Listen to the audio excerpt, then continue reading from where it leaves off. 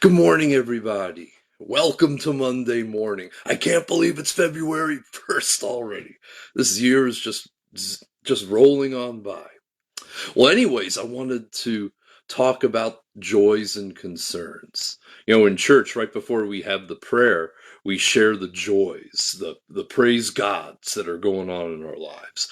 But we also share the concerns. And it's very rare that you go through a day in your life when you don't have both joys and concerns. I just started keeping a journal. One of the ladies from church got me a leather-bound journal for Christmas, and I just started writing in it. And you know how at the end of every day of creation, God saw that it was good? Well, after each day, I've been writing down the good things in the day and saying it was good. And it's really helped me to keep perspective. It's really helped me to realize that no matter what frustrates me or gets me down, there was a lot of good that happened during the day also. Well, here in Genesis chapter 21, there are some joys. And we're going to start out with the joy. But there are also concerns, just like we all have. Genesis 21. Now the Lord was gracious to Sarah, as he had said, and the Lord did for Sarah what he had promised. Finally, 25 years after God promised they were going to have a kid, it happened. Sarah became pregnant and bore a son to Abraham in his old age. He was about 100, she was about 90. At the very time God promised him, God fulfills his promises in his time. Isn't it in Ecclesiastes 3:11 and 12? It says he makes all things beautiful in his time. Well, that's this. Verse 3, Abraham gave him the name Isaac. In Hebrew, that's Yitzhak. It means he who laughs. He gave the name Isaac to the son Sarah bore him. And when his son Isaac was 8 days old, Abraham circumcised him to dedicate him to God's covenant, as God commanded him. Abraham was 100 years old when his son Isaac was born to him. And I looked this up. I did a background check, and Isaac is a type of Jesus Christ. Number one, both Isaac and Jesus were specially promised sons. Number two, both were born after a period of delay when it was sort of like, when's Isaac going to be born? When's Jesus going to come? Both mothers were assured by God's omnipotence that Jesus was the child was going to be born. Both were given names rich with meaning before they were born. You are to give him the name Jesus, for he will save his people from their sins. You are to give him the name Isaac, because both of you guys laughed when I told you that you were going to have a child in your old age. Both births occurred at God's appointed time. Both, Galatians 4:4, when the time had fully come. Genesis 21, verse 2, at the very moment God said. And both births were accompanied by joy. The birth of a child is a joyful event.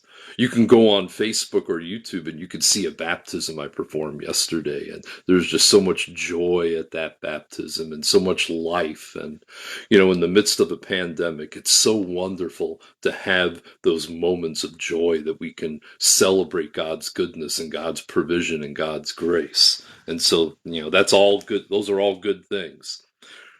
Verse 6, Sarah said, God has brought me laughter. So before they were laughing in disbelief, and now they're laughing with joy. And everyone who hears about this will laugh with me, she said.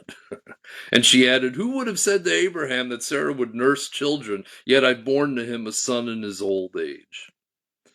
And these are the joys. Verse 8, the child grew and was weaned, and on the day Isaac was weaned, Abraham held a great feast. After the baptism yesterday, the family brought in these gourmet cupcakes, and I was trying not to look at them before the baptism, but while everyone's talking, I'm like, man, it's always fun to eat at a time of joy. And Abraham had a feast. Verse 9, but Sarah saw something that concerned her. Remember I told you that you can have joys and at the same time have concerns. She saw that the son whom Hagar the Egyptian had borne to Abraham, was mocking. You remember the prophecy about Ishmael, that he would be a wild donkey of a man and he'd live in hostility toward all his brothers? Well, is barely 8 days old, and Ishmael is fulfilling the prophecy. He's being hostile toward his brothers. Yeah, can't wait to fulfill that, huh? And Sarah was not happy. This is supposed to be a joyful occasion. I've waited all my life for this moment, and I'm not going to have this 13-year-old snot-nosed adolescent wannabe making fun of my boy. Verse 10, so she said to Abraham, get rid of that woman. You remember before, in Genesis 16, the woman ran away and then came back. Now, it's the other woman that wants her to get out of there. Sarah wants her to leave. For that woman's son will never share in the inheritance with my son Isaac.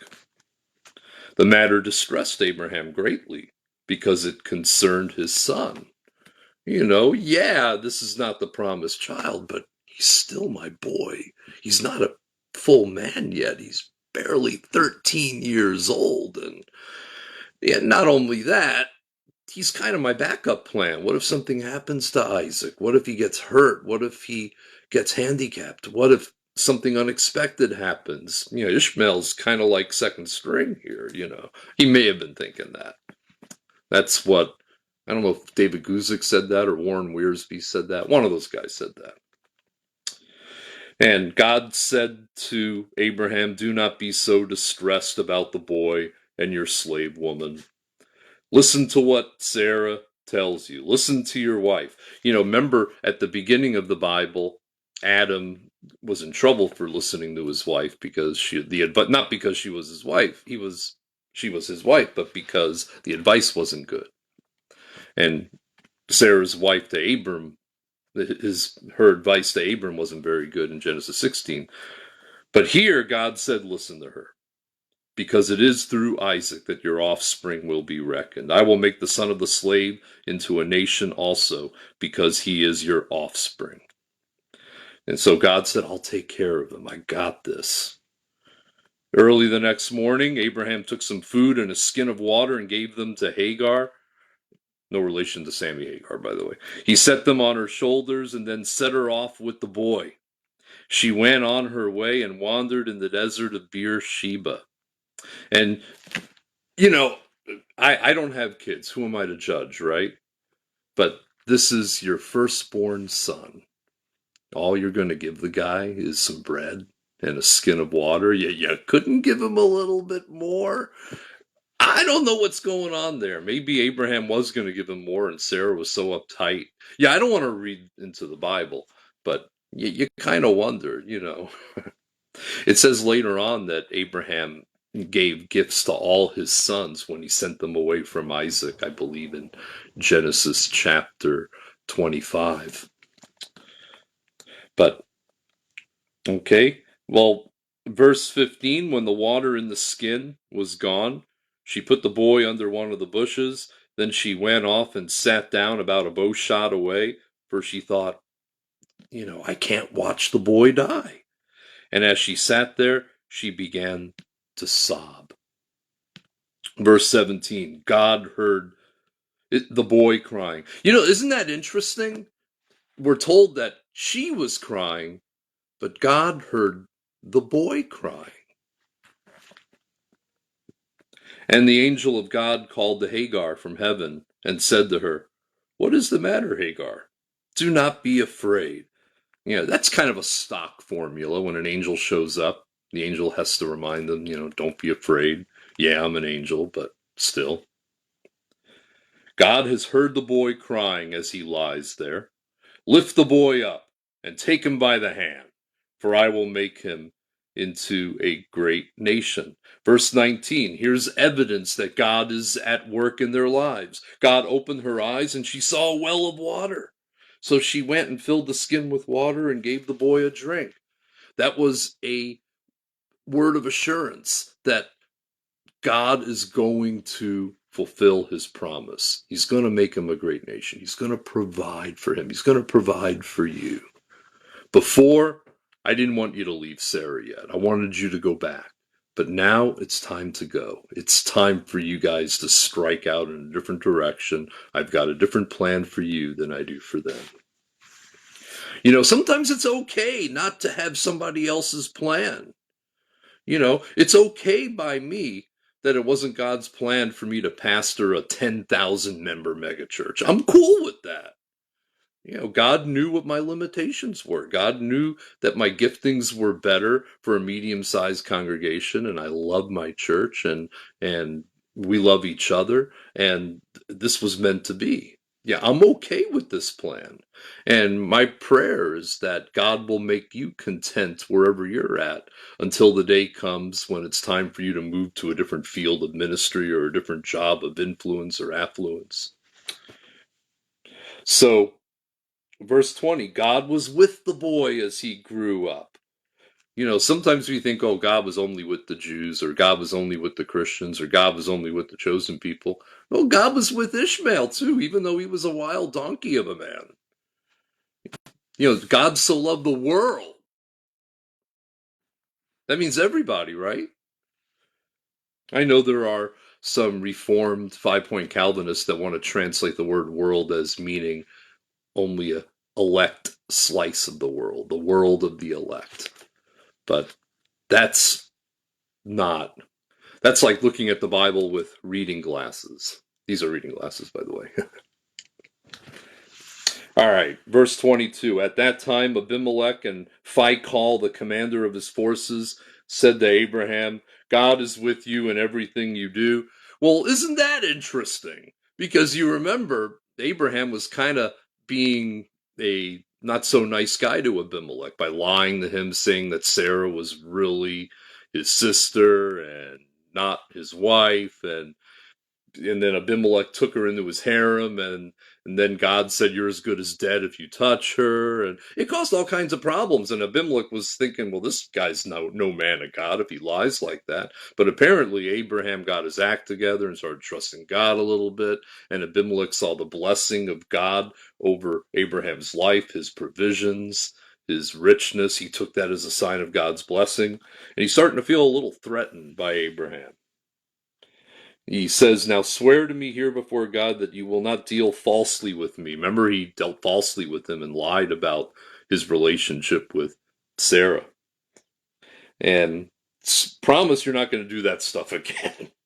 Or my children, or to my descendants. Show to me in the country where you now reside as a foreigner the same kindness I have shown you. You know, again, you can be surprised at how God has people of faith scattered in places where you wouldn't think you would find them. Abraham had his mind all made up that Abimelech was a Gentile pagan who had no fear of God, and he was 100% wrong. Abimelech was a man of character, a man of wisdom, a man of kindness. And he's saying to Abraham, don't forget that I've been nice to you. And Abraham says in verse 24, I won't forget. I swear it. Verse 25, then Abraham complains. He complained to Abimelech about a well of water that Abimelech's servants had seized, but Abimelech says, yeah, I don't know anything about this. You know, just because I'm king over the country doesn't mean I know every single little thing that happens in the country. I'm just hearing about it now. Verse 27, so Abraham brought sheep and cattle and gave them to Abimelech, and the two men made a treaty, and they were able to make that treaty. And then in verse 33, Abraham planted a tamarisk tree in Beersheba, and there he called on the name of the Lord, eternal God. You know, even when you got a bunch of stuff going on in your life, you've got the joy of a birth of a child, you've got the concern of another child not getting along with the younger child, and the women not getting along. You got all these concerns going on, but still, you make time to worship God. You make time to build an altar to the Lord like Abraham did. You know, isn't that what it means to love God with all your heart, soul, mind, and strength, is to put him first and to make him number one? Doesn't Jesus say in Matthew 6:33, seek ye first the kingdom of God?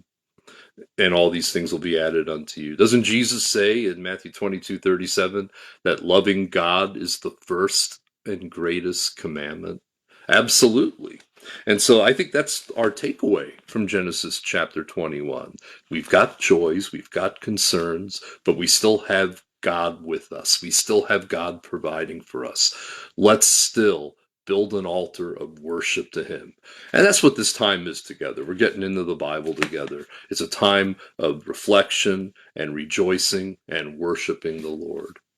I hope you guys have a great day. Jesus loves you. This I know, for the Bible tells me so. God bless you. We'll see you guys tomorrow.